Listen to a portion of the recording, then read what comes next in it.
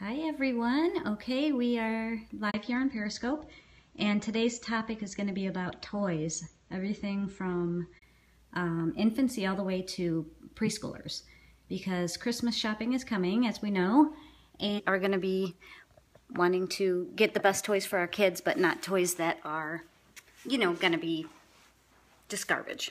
So I have 3 kids, and so believe me, I know all too well about the toy thing and how sometimes you get toys that are just garbage. So I wanted to talk to you today a little bit about toys and about how to pick age-appropriate toys. And I'm going to have my notes down here because I have so much to say about this subject, and I really don't want you guys to miss it. So first of all, I want to say that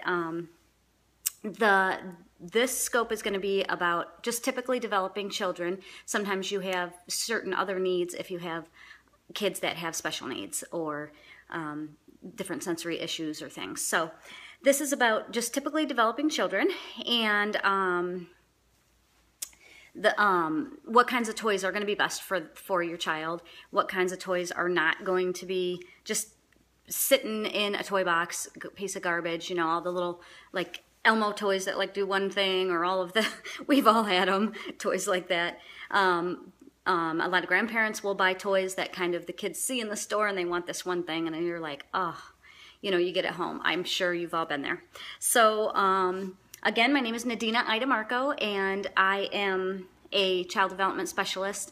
And I'm now a Beachbody coach. I got my PIO shirt on today. But I kind of wanted to go back a little bit with these scopes onto what it's like to be, in the child development field and everything. And I've worked with a lot of children. I've been administrator of a very big daycare center and did in-home preschool and everything. So I want to bring some of my knowledge to you, moms and dads and grandparents and anybody who's watching. So, okay, what do you look for in toys? First of all, of course, make sure they're age appropriate, because anything can pose as a choking hazard, choking risk, and we don't want that. Rule of thumb is if you have a toilet paper roll, if you can fit that toy inside of the toilet paper roll, then it's, for smaller children, it's just not going to be okay, because that would pose as a choking risk. So anything bigger like that for children who are still putting things in their mouth, mouthing on toys, and generally under about the age of 3, anybody that's, really, especially really putting things in their mouth still.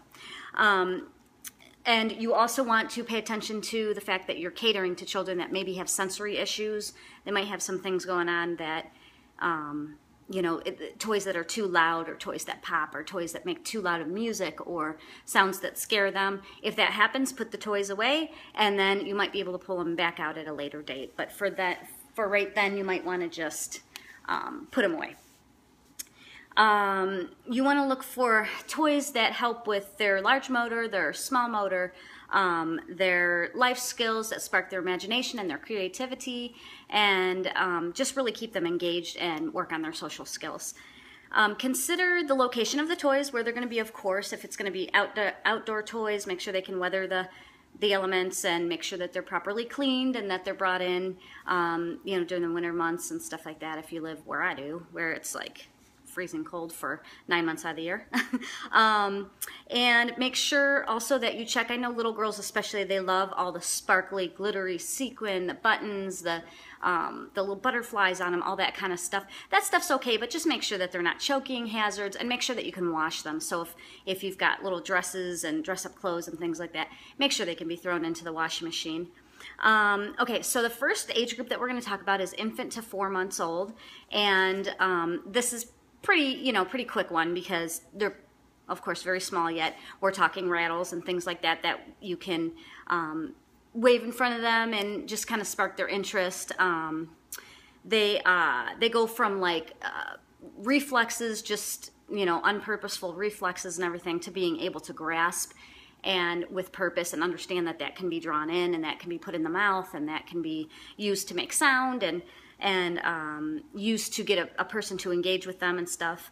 So you want to do a lot of, with the infant to 4 month range, you want to do a lot of cooing and eye contact. They're making attachments with caregivers and with parents and everything like that. at that age. Use their name and gently engage them with like stuffed animals and soft toys. Make sure if you've got other siblings that they understand how delicate the child is and everything, and that they're really watching you to see how to engage with that baby. So that's really important. And you know, make sure that you stay close when you're playing with your infant. Make sure that you stay close. They really can't see very far at all. I mean, this progresses pretty fast, but when they're first born, they can only see like 6 inches in front of them. So make sure that you keep that in mind, and that your face is, you know, very engaged. You're making eye contact, and that you're playing with them and cooing with them, and just saying very simple words to them.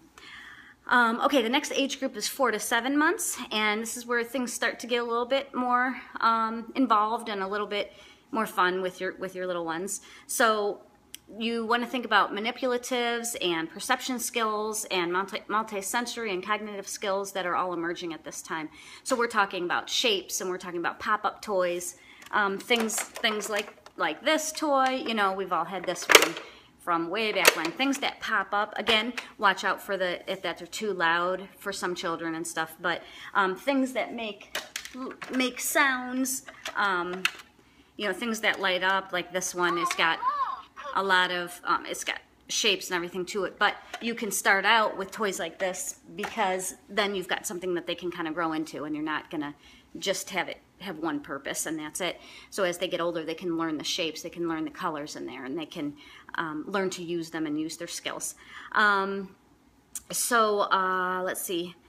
At this age, another thing to keep in mind is that something develops called object permanence, and if you don't know what that is, it is their perception to understand that when something is not in sight, that it still exists. So at this age, like right around 6 months especially, they just do not. This is why if you have a 5, 6 month old, 7 month old, if you leave the room, they might start crying, and when you come back, because they think you're gone, like you just disappeared. So so it's very important to work on this skill with them. And the ways that you can work on that is by playing peekaboo with them, you know, because it literally, like, they are all about the face, all about recognition of the face and knowing that mom is there or dad is there or caregivers. And so when you play peekaboo with them, they're seeing that you're gone, they're seeing that you're there, and they may get very sad when you cover your face, the younger they are, and then they might get, you see them just light up once you uncover your face. And so the other way to work on this also is by taking simple toys, put it underneath a blanket, and play peekaboo with the toy also, and like, where'd it go? There it is, you know, that type of thing. And this way, this will also help with you being able to leave the room or leave their side for a second, and understanding that, okay, she's gone for a minute, but she's coming back. Let's see. So, of course, at this age too, and every age, talk to them, encourage their developing language skills, say very simple words to them, and read books to them and stuff. And they like the cuddling and holding and reading books and talking about what's happening there and stuff with the books, and very simple words, simple colors and things. Next age group is 8 to 12 months. And so this is when they're going to start moving. They're going to start crawling. They're going to start going. It starts to get fun with all that kind of stuff. But now you can't just put them down anymore and go. So my first tip about this child-proofing thing is like a whole nother scope. So that I will do at a later date. But one rule of thumb just to keep in mind, when your child does start to scoot around or start to crawl, get on your knees, crawl around your house. Like literally, I'm not kidding, get on your knees and crawl around your house and look around at the house from your child's perspective. The stairs and the outlets and things that are laying on the floor and things they're going to climb up on. And, you know, just crawl around, and you will very quickly see what things maybe could pose a danger or hazard to your child. Like I said, that'll be a whole nother scope on child-proofing at another time. At this age also, the stranger anxiety starts. So they've started where they don't see you in the room and they're crying, and then you come back and they realize, okay, they're still here. Well, now somebody else is going to come in the room. And a lot of people take offense to this. This is something you just kind of have to work through and help them understand. But grandparents, aunts and uncles and things, a lot of times they start taking offense to this and be like, oh, every time I come over, she's crying, or she won't let me hold her. What's going on here? This is completely normal, completely something that you should know is going to happen. You've got to just reassure them, and don't just take them from grandma as soon as they start crying or things like that. Be very simple and to the point and reassuring, like, like, you're okay, grandma's got you, you know. If you're in a daycare situation where you're dropping your child off and you're leaving, make sure that you just keep it short, keep it simple. Hi, baby, my little girl's here. Keep it short, keep it simple, and just let them know that you're going to be back. That, like, it's like, you know, you're okay, you're staying with so-and-so, mommy will be back. Mommy will see you later. Yeah, you can. Go ahead. And knock on our door? Yeah, go ahead. And then, let's see, make sure at this age you can start singing the nursery rhymes and all that kind of stuff. They're going to start to really engage with, like, finger plays and things. So, like, the Itsy Bitsy Spider and, you know, maybe, honey, go ahead and check. It's okay. And then, so, you know, you want to really kind of bring out all those oldies and make little finger plays to them and stuff. And they just love that. It's the best. When you're using books, point out the words, point out the things that are happening in the books, and make sure that you let them know that, you know, ball, red, you know, these are things, and also relate that to their everyday. So sock, you know, and like sock on, use very simple words and very words that are going to help them to start learning as they're getting older. Toys, soft dolls and trucks, trains, pop-up toys, any kinds of toys that bang. This is the easiest age, 8 to 12 months, where you really don't need a whole lot of toys in your house. You can use pots and pans, you can use wooden spoons and a pan and lids, and it's kind of a loud age, I guess you could say, but it's an age where you really don't have to do that much with buying toys, because they're going to play with the boxes and the pans and the dishes and the Tupperware.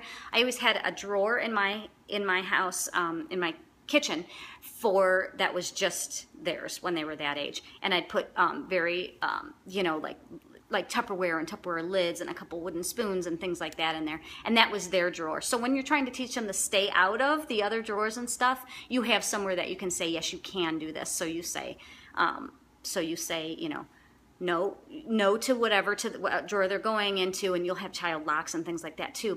And then you take them to their drawer and say, this is Malia's drawer, you know.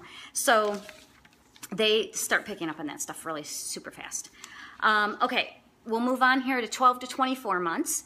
Now, this is when it starts getting really fun, because they start having verbal skills, and they say the funniest things, and it's just, you know, make sure you're recording the stuff, writing it down, videotaping it, doing whatever you have to do to remember it, because you'll forget. You will forget very fast how cute they were. It's very hard age, because you have got to be there all the time. You've got to be watching them. They'll walk right off a porch. They'll fall right down. They'll, you know, they're going to get bumps and bruises and skinned up and stuff like that. So you've got to always be right there, but if you can keep them engaged with different toys and things like that, you will have a lot easier time. So toys that are going to start emerging at this age are things that they're going to be seeing in their everyday life. So things that you're doing. So mom, you know, cooking in the kitchen, you might want to get little... Melissa and Doug is a great toy company that sells all kinds of really cute things like this, where they can help with you. So if you're cooking, give them a little bowl, give them a couple ingredients in there, some water and some things that they can stir up and do. Coloring stuff, and of course that starts with the scribbling. Encourage it. All that scribbling is totally normal at that age, and it's something that should be celebrated.